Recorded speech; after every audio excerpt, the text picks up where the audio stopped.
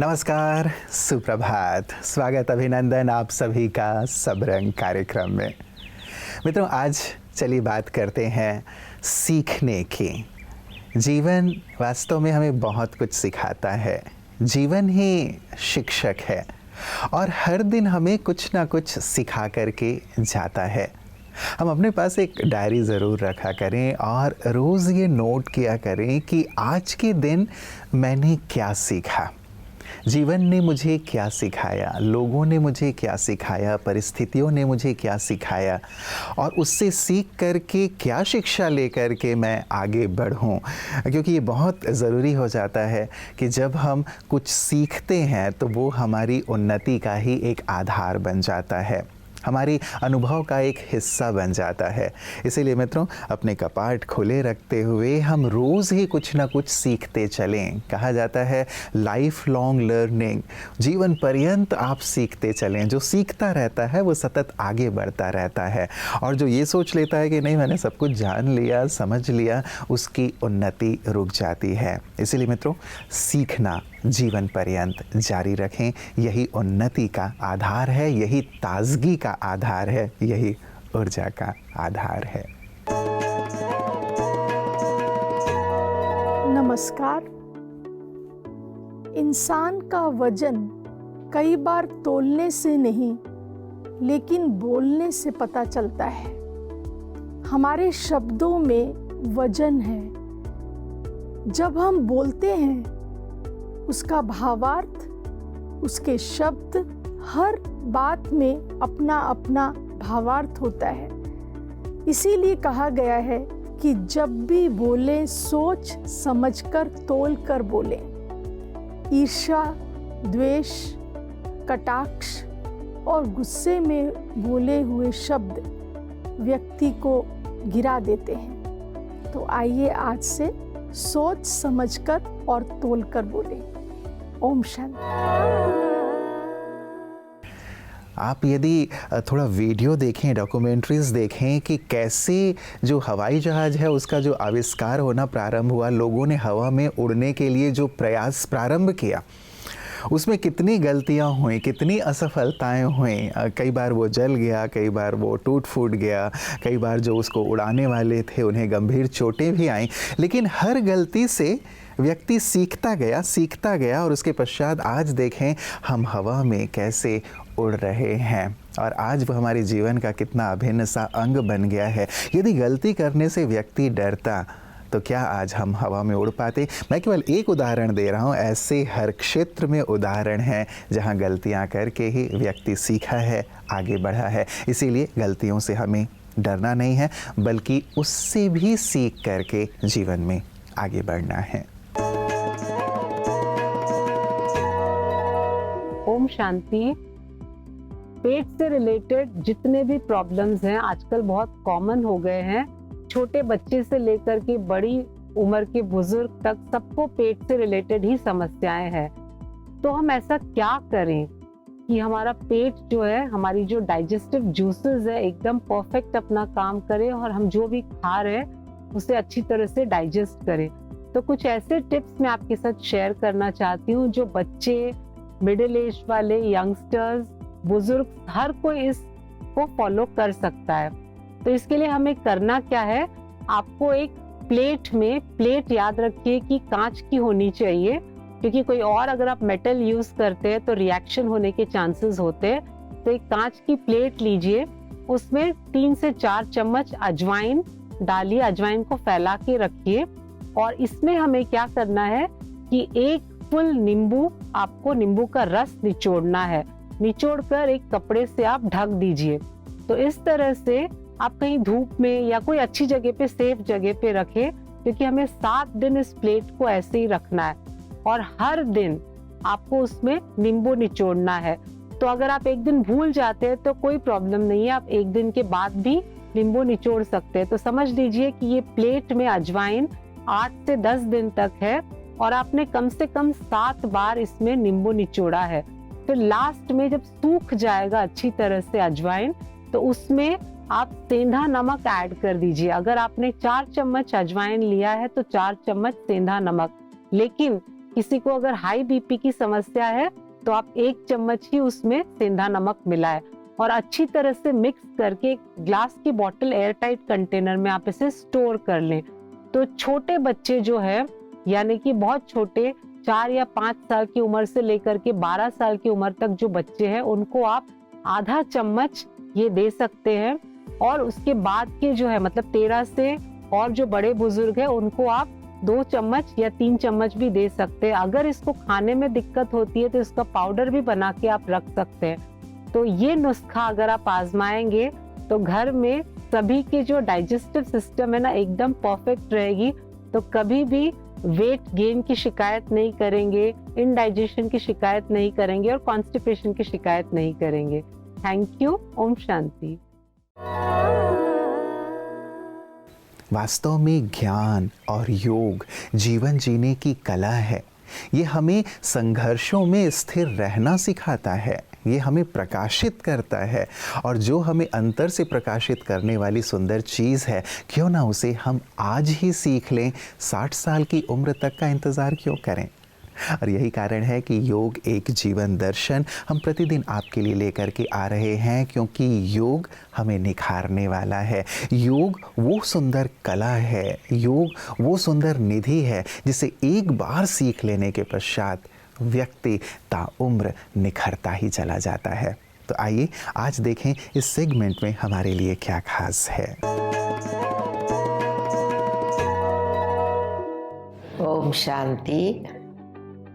वर्तमान समय की डिमांड है, मांग है, आवश्यकता है, वो है योग। इसलिए संसार के अंदर कई प्रकार के योग सिखाए जा रहे हैं, परंतु हमारे सुप्रसिद्ध गीता के अंदर जो योग सिखाया गया है वो है राजयोग।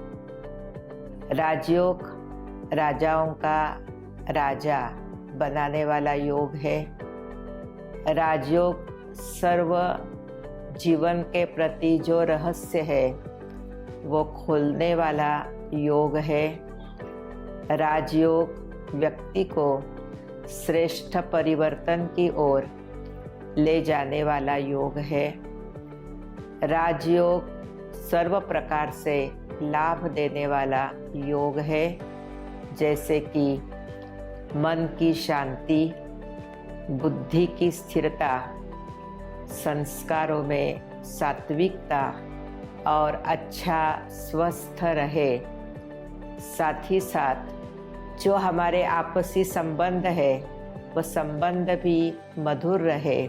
उसके साथ साथ जो हम पैसा कमाते हैं वो पैसा भी कैसे हम योग्य मार्ग से कमाए और उसका योग्य मार्ग से खर्चा करें। इस प्रकार अनेक बातों को समझाने वाला, अनेक बातों का फायदा देने वाला एक सर्वश्रेष्ठ योग है राजयोग। जैसे पुत्र को पिता की प्रॉपर्टी मिल ही जाती है, ऐसे हम जब राजयोग करते हैं अपने मन का कनेक्शन परमात्मा से जोड़ देते हैं, तो परमात्मा के द्वारा हमें शांति, प्रेम, आनंद, सुख, 4 प्रकार के स्वास्थ्य, शारीरिक, पारिवारिक, सामाजिक, आर्थिक सभी प्रकार के स्वास्थ्य हमें प्राप्त होते हैं। आइए योगों का राजा जो राजयोग है, जो सहज भी है, श्रेष्ठ भी है और हर प्रकार का फायदा देने वाला है, जीवन को निश्चिंत करने वाला है, ऐसा योग जरूर जरूर सीखिए, कीजिए योग और पाइए सभी प्रकार के मुक्त रोग। ओम शांति। मित्रों, हम विनम्रता को अपनाएं और विनम्र बन करके हर चीज़ से, हर वस्तु से, हर व्यक्ति से, हर जीव से, प्रकृति से, पेड़ पौधों से हम सीख सकते हैं। यदि हम सीखने के लिए विनम्र बनेंगे तभी ये ज्ञान हमें प्राप्त हो पाएगा। और ये विनम्रता मित्रों आध्यात्म से हमारे जीवन में आती चली जाती है, योग से ये विनम्रता हमारे जीवन में आती है और अहंकार हमसे दूर होता चला जाता है। और इसकी जीती जागती प्रतिमा थी राजयोगिनी ब्रह्मा कुमारी सरला दीदी जी, जो कि प्रजापिता ब्रह्मा कुमारी ईश्वरीय विश्वविद्यालय की सेवाओं को विस्तार देने में बहुत ही महत्वपूर्ण भूमिका उन्होंने निभाई। गुजरात जो जोन है, पूरी ही गुजरात की सुंदर सेवाएं हैं, उन सेवाओं का जो आधार रहा है ब्रह्मा कुमारी इसका, वो आदरणीय राजयोगिनी सरला दीदी जी रही हैं।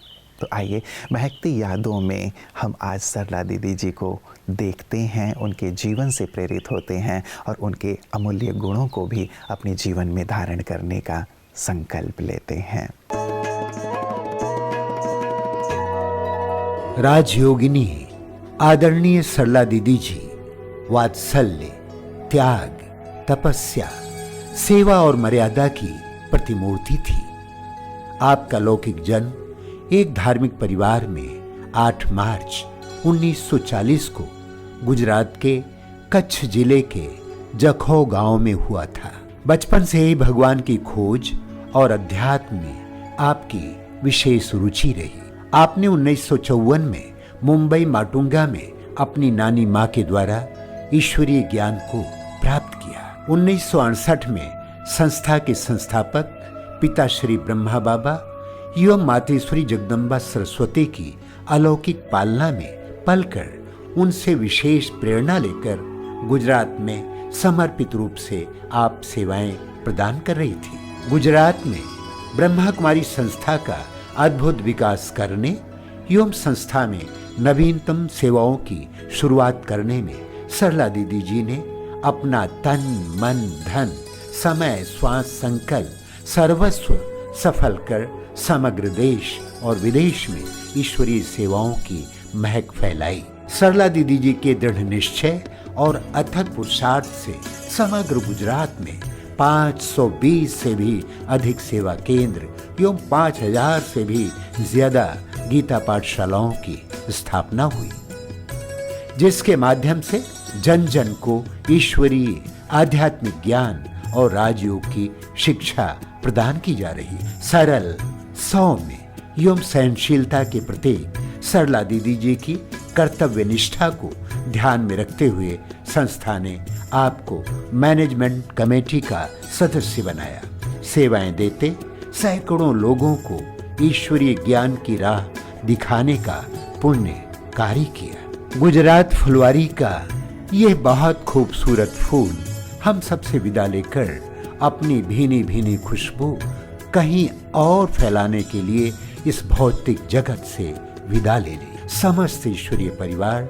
अपने हृदय की गहराइयों से आपको सादर श्रद्धांजलि समर्पित करता है। गुजरात की ये भूमि है तेरे लिए तरस रही, तुझे याद करे आज हर कोई, ओ प्यारी दीदी। जाने सारे है जाने सार तेरे प्यार पे, जाने सार है जाने सार तेरे प्यार।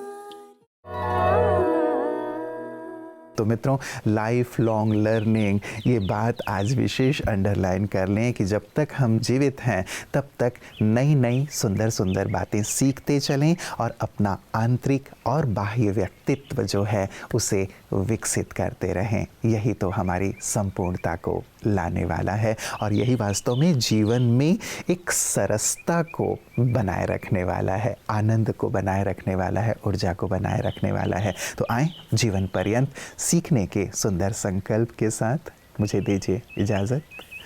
नमस्कार। ओम शांति।